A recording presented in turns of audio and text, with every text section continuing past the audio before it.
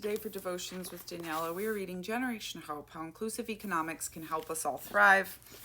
This is a book I am reading for my own personal practice of deconstructing all the crap I've been taught. And if you would like to read it along with me, you can get signed copies here. Health tech and ed tech and remote working were all in nascent stages, and the pandemic gave them a huge shot in the arm.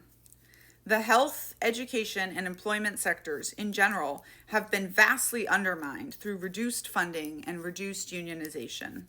The rise of neoliberalism, detailed in Chapter 3, over the past 3 decades has left these sectors vulnerable while making super winners of the rest. Without controls in place, it's highly likely these factors will be used to create super profits rather than being used to better serve society. The precedent has been set. The tech industry really didn't need to be put on steroids. In the 10 years before the pandemic, it created more billionaires than all other industries combined. But that's exactly what happened. 2 years into the pandemic, it became apparent that COVID-19 shifted economic fortunes. Despite rapid adoption of technology and wholesale change to the workforce, education, and health systems, to name a few, the increased need to shop from home changed the marketplace as well. Unfortunately, it enabled capital-intensive firms to take businesses from smaller firms, while also benefiting from lower corporate taxes and lower interest rates, boosting their profits as share prices skyrocketed and wealth inequality was exacerbated overall. Amazon, one of the biggest winners from the pandemic, saw its stock price nearly double in the first part of 2020. It reported $108.5 billion in sales in the first 3 months of 2021, up 40% from a year earlier. This came with $8.1 billion in profit, an increase of 220% from the same period that last year, while its valuation reached an all-time high of almost $2 trillion. Apple, Microsoft, Alphabet, Google, Tesla, Nvidia, and Meta platforms, Facebook, were big winners too. Apple stock ended 2021 close to a record, not just for the company, but for any company, ever. Despite facing supply chain challenges and its stores closing worldwide, the iPhone maker was on the cusp of a $3 trillion market value, almost triple its pandemic low in March 2020. Microsoft was following on all cylinders as well, and it already had more cylinders than most. Yeah, but imagine being Skype and having 17 years to own the space, and then Zoom just beats you during the pandemic. Its cloud platform and Office 365 tools have been a mainstay, but Microsoft has a finger in other digital pies, including the hiring market, LinkedIn, business applications, Dynamic, and gaming, Xbox. Google's parent Alphabet went into the pandemic as a powerful advertising company. It came out of it as one of the main engines of a booming digital economy.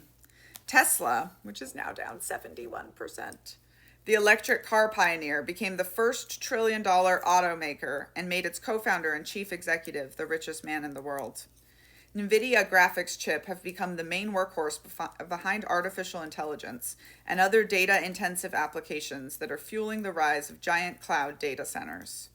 And even though it was a bruising year for Meta, Facebook, its share price has weathered the reputational hits, reaching a record $1 trillion for the first time in June 2021.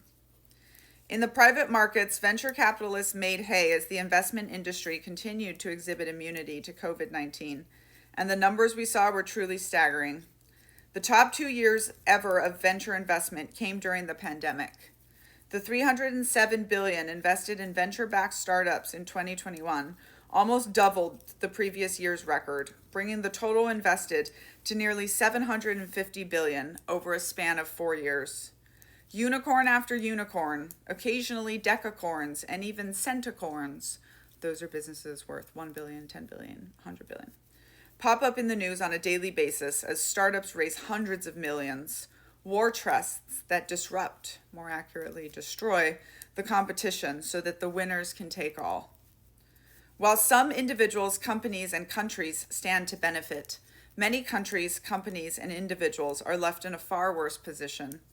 Technology has opened the door to serve populations that were previously unprofitable, and entrepreneurs who truly believe they are delivering value, a win-win if you will, are excited about the possibility, but that's not exactly how it plays out. Building a startup to help the poor and making hundreds of millions doing it means you're either extracting too much, even if the product is free, or could provide an even better service that's more tailored to their needs. Capital isn't the scarce resource it used to be, but that should justify a more expansive use of it rather than outsized 10K to 100K returns, all in the name of risk.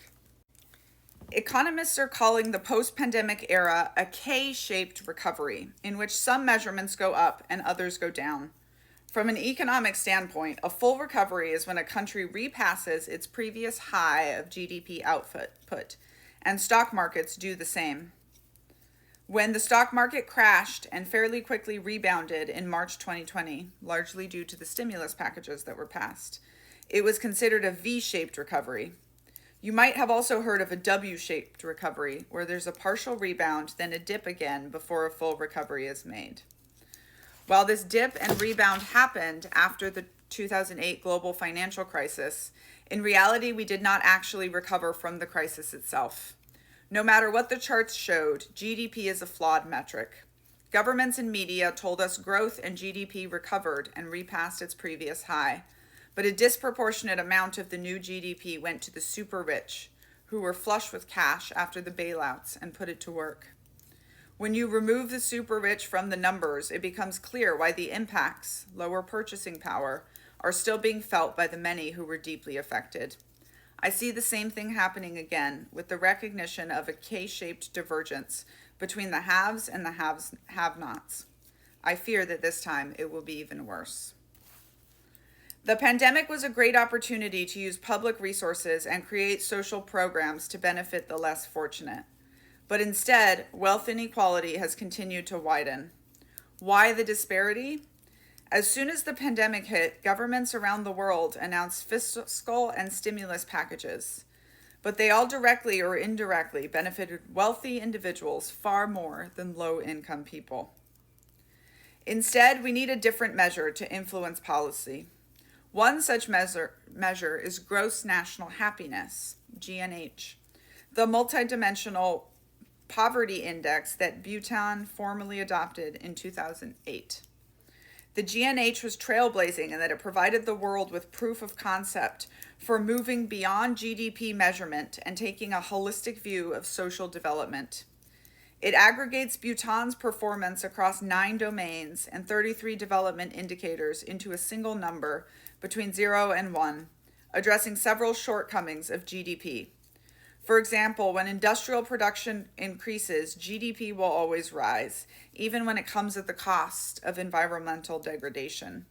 On the other hand, GNH may fall because it takes people's experiences of their natural surroundings into account. In addition, while GDP values only market labor, GNH takes other uses of time into account, including sleep adequacy. Crucially, unpaid work, such as childcare, caring for the elderly, and domestic work, factors into the calculation of total time spent on work, which determines whether an individual has sufficient leisure time. Given the disproportionate burden of domestic work on women, this makes the GNH index more gender sensitive than GDP. Other countries have constructed their own versions of happiness indices, reflecting different visions for what socioeconomic development means and the constantly progressing scientific understanding of the determinants of happiness. In 2013, the United Nations General Assembly adopted Resolution 66/281, proclaiming March 20th to be observed annually as International Day of Happiness. Since then, more and more people have come to believe that our success as countries should be judged by the happiness of our people. Each year, the World Happiness Report is published. It's no surprise that the Nordic countries have the highest well-being, though they are not richer than many other countries.